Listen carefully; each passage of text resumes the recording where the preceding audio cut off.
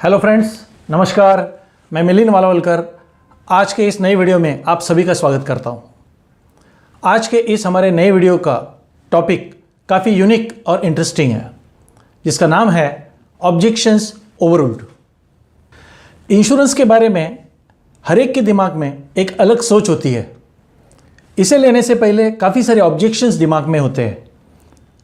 ये सारे ऑब्जेक्शंस सुने सुनाए ज़्यादा होते हैं और हमारे कम दूसरों के ज़्यादा होते हैं। आज हम कोशिश करेंगे ऐसे ही कुछ ऑब्जेक्शंस के बारे में समझने की कि क्या ये सचमुच ऑब्जेक्शंस है या हमारे कुछ बहाने हैं।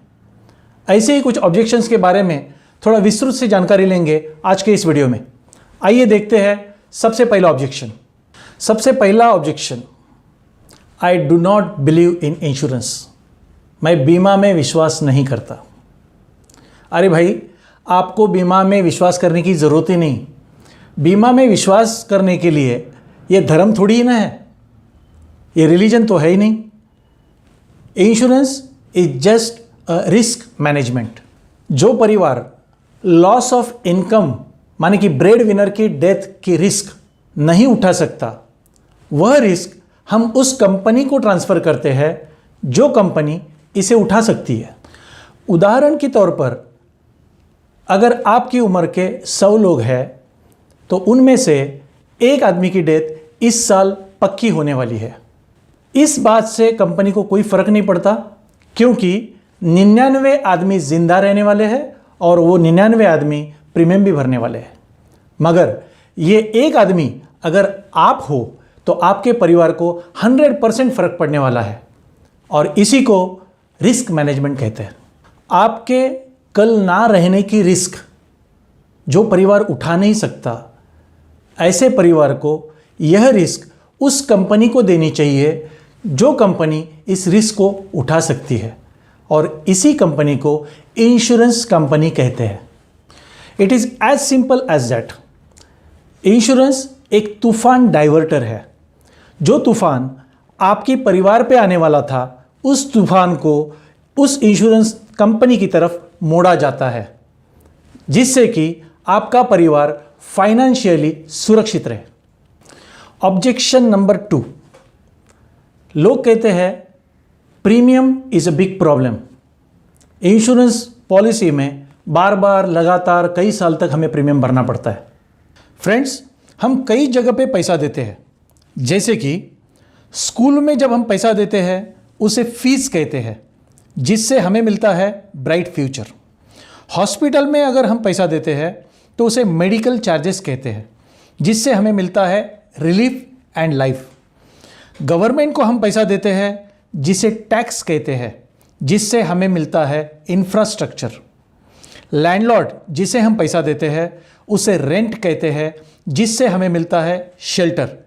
और लाइफ इंश्योरेंस कंपनी को जो हम पैसा देते हैं उसे प्रीमियम कहते हैं, जिससे हमें मिलता है family security and all above. अगर परिवार का ब्रेड विनर ना रहा तो इंश्योरेंस कंपनी का प्रीमियम भरना बंद हो जाएगा, मगर बाकी सारे परिवार के खर्चे जैसे कि स्कूल, हॉस्पिटल, गवर्नमेंट, लैंडलॉर्ड, ये तो चालू ही रहने वाले हैं, और इन सारी चीज़ों की जिम्मेदारी लेता है इंश्योरेंस प्रीमियम। मतलब premium is not a problem, in fact premium is a solution to all the problems जो ब्रेड विनर के ना रहने पर आने वाले हैं। Objection number 3, there is no returns in insurance policy. कई लोग ये कहते हैं। Friends, let me remind you once again, insurance ये रिटर्न्स के लिए नहीं होता, ये होता है फैमिली प्रोटेक्शन और फ्यूचर प्रोविजंस के लिए। आइए एक चार्ट देखते हैं जिसमें इंश्योरेंस में कितने रिटर्न्स होते हैं, ये मैं आपको बता देना चाहता हूँ। दोस्तों, इस चार्ट में आप देख सकते हैं, अगर कोई 20 साल का लाइफ इंश्योरेंस प्लान लेता है तो 20 साल बाद मैच्योरिटी के वक्त आपको 6% टैक्स फ्री रिटर्न्स मिलते हैं। मगर पॉलिसी होल्डर की अगर 15वें साल में मृत्यु हो जाए तो आने वाले रिटर्न्स होते हैं 13%। अगर यही मृत्यु 10वें साल में हो जाए तो आने वाले रिटर्न्स बनते हैं 26%। अगर यही मृत्यु अगर 5वें साल में होती है तो रिटर्न्स बनते हैं 67%। और भगवान न करे मगर अगर यह डेथ 1 साल बाद होती है तो आने वाले रिटर्न्स बनते हैं 2500%। हमें कितने रिटर्न्स चाहिए या हमें खुद को तय करना होगा। फ्रेंड्स, लाइफ इंश्योरेंस गॉड नहीं है मगर गॉड का ब्लेसिंग ज़रूर है। गए हुए आदमी को वापस कभी लाया नहीं जा सकता मगर परिवार को आर्थिक मदद ज़रूर की जा सकती है। इंश्योरेंस घड़ी की सुई पीछे नहीं ले जा सकता पर ब्राइट फ्यूचर की घड़ी आगे चालू रख सकता है। इंश्योरेंस रेल को पटरी से फिसलने से नहीं रोक सकता मगर पीड़ित परिवार के सपनों की गाड़ी पटरी पे जरूर ला सकता है। ऑब्जेक्शन नंबर 4, कई सारे लोग ये कहते हैं कि मेरे पास बहुत सारी इंश्योरेंस पॉलिसीज़ है। दोस्तों, ये इंपॉर्टेंट नहीं कि आपके पास कितनी सारी पॉलिसीज़ है, यह इंपॉर्टेंट है कि क्या आपके पास एडिक्वेट इंश्योरेंस है। इंश्योरेंस लेते समय 4 चीज़ों का खासकर ख्याल रखना बहुत ज़रूरी है। नंबर 1, वर्किंग कैपिटल, मतलब हर महीने का परिवार को लगने वाला घर खर्च। नंबर 2, फिक्स कैपिटल, महत्वपूर्ण जिम्मेदारियां जैसे कि चाइल्ड एजुकेशन, चाइल्ड मैरिज और अपना old age pension. Number 3, reserve capital, मतलब ऑकेजनल एंड अनफोर्सिन, मतलब अचानक आने वाले खर्च। और चौथी चीज borrowed capital, full and final settlement of all outstanding loans. अगर आपने कुछ भी लोन लिया है तो आपके नहीं रहने पर वो पूरा का पूरा सेटल होना चाहिए। Minimum present value of all above 4 points is equal to minimum insurance. Kindly refer my earlier video of cash capital need analysis. Objection number 5, कई लोग ये कहते हैं कि rather than insurance we believe to invest in gold और real estate और shares और mutual fund. Friends, it's okay.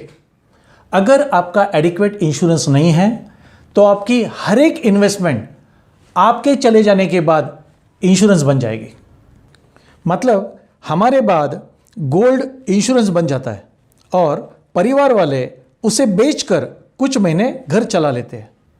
हमारी रियल एस्टेट भी इंश्योरेंस बन जाती है।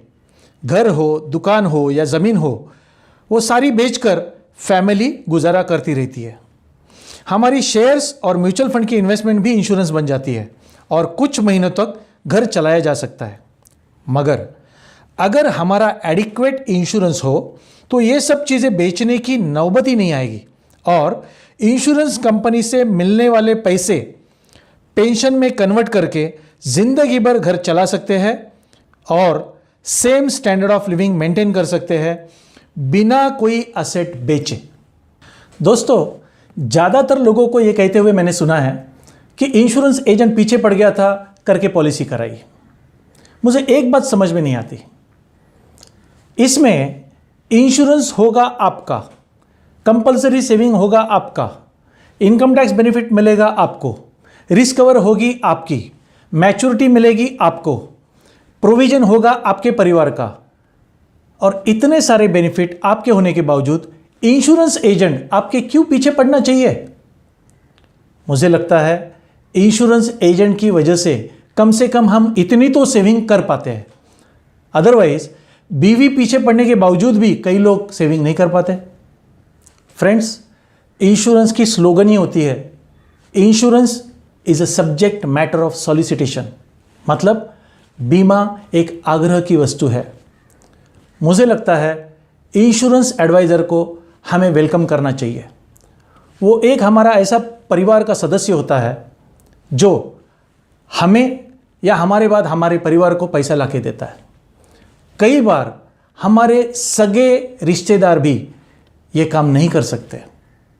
वह एक ऐसा व्यक्ति है कि हमारे परिवार के बाद भगवान से रोज पॉलिसी होल्डर की लंबी आयु की दुआ मांगता है, क्योंकि जब तक पॉलिसी होल्डर जिंदा है वो प्रीमियम भरता रहेगा और जब तक प्रीमियम भरता रहेगा तब तक एडवाइज़र को इनकम होती रहेगी। जिस दिन पॉलिसी होल्डर नहीं रहा, प्रीमियम बंद, उसकी इनकम बंद। फ्रेंड्स, हमारी बदकिस्मती यह है कि आज भी दूध पिलाने के लिए या पीने के लिए हमें पीछे पड़ना पड़ता है, मगर कई सारी बोतलों पर इंजूरियस टू हेल्थ ऐसा लिखने के बावजूद लोग उस बोतलों के पीछे पागल होते हैं। आज के लिए इतना ही। धन्यवाद। फिर मिलेंगे अगले वीडियो में और कुछ ऑब्जेक्शंस के साथ। Thank you very much. धन्यवाद।